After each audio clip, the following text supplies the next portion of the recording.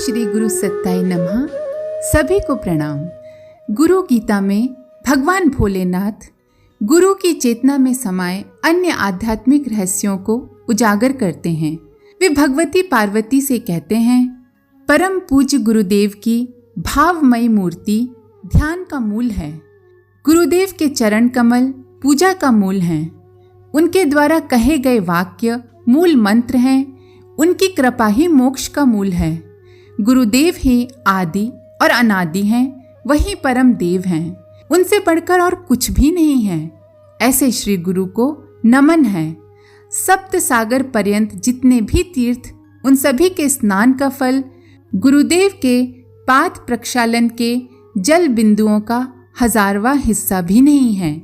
यदि भगवान शिव स्वयं रूठ जाएं, तो गुरु की कृपा से रक्षा हो जाती है। लेकिन यदि गुरु रूठ जाएं, तो कोई भी रक्षा करने में समर्थ नहीं होता।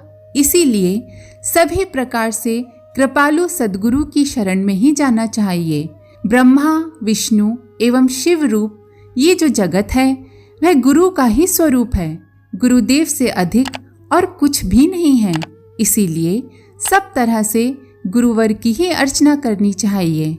सद्गुरु चेतना की महिमा का गायन करने वाले गुरु गीता के मंत्रों में आध्यात्मिक जीवन के कई रहस्यों की दुर्लभ झलकियां हैं। गुरुदेव का ध्यान, उन्हीं की पूजा, उनके ही वाक्यों के अनुसार जीवन एवं उनकी ही कृपा से परम पद की प्राप्ति, ये साधना का सहज पथ है। वही सब कुछ है। इस सृष्टि में जो भी विस्तार है, वह ब्राह्मी चेतना के साकार रूप गुरु का ही है। गुरु प्रसन्न हो तो काल को भी अपने पांव पीछे लौटाने पड़ते हैं। जो शिष्य अपने सद्गुरु की कृपा छांव में रहता है, उसका भला कौन क्या बिगाड़ सकता है। अपने शिष्य की जीवन रक्षा के लिए गुरु से बढ़कर कोई नहीं है। परम समर्थ एवं परम कृपालु गुरुदेव से अधिक शिष्य के लिए और कुछ भी नहीं है। इस सत्य को बताने वाली एक बहुत ही प्यारी घटना है, जिसे जानकर शिष्य गणों को सहज ही गुरुदेव की महिमा का बोध होगा। ये सत्य घटना बंगाल के महान साधक सुरेंद्रनाथ बैनर्जी के बारे में है। बैनर्जी महाशय उन दिनों सर्वेयर के पद पर कार्यरत थे। इस पद पर उनकी आमदनी तो ठीक थी, पर पारिवारिक जीवन समस्याओं से घिरा था। पहले बेटी का मरना, फिर पत्नी का लंबी बीमारी के बाद देह त्याग, इन विषमताओं ने उन्हें विचलित कर दिया था। ऐसे में उनकी मुलाकात महान संत सूर्यानंद गिरी से हुई। सुरेंद्रनाथ के विकल मन ने संत की शरण में छांव पानी चाहिए। इसी उद्देश्य से वो उन सन्यासी महाराज की कुटिया में गए और दीक्षा देने की प्रार्थना की।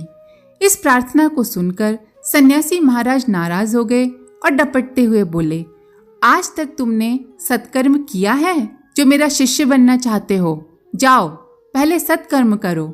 उनकी इस झिड़की को सुनकर सुरेंद्रनाथ विचलित नहीं हुए और बोले, आज्ञा दीजिए महाराज।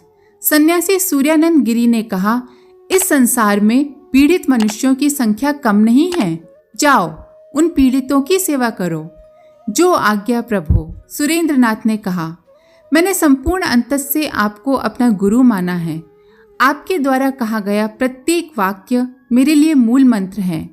आपके द्वारा उच्चारित प्रत्येक अक्षर मेरे लिए परा बीज है।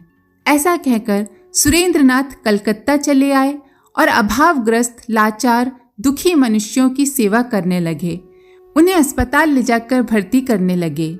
निराश्रितों के सिरहाने बैठकर सेवा करते हुए वे गरीबों के मसीहा बन गए। धीरे धीरे उनके पास की सारी रकम समाप्त हो जाने पर वे कुली का काम करने लगे। उससे जो आमदनी होती, उससे अपाहिजों की सहायता करने लगे। ऐसी दशा में कई वर्ष गुजर गए।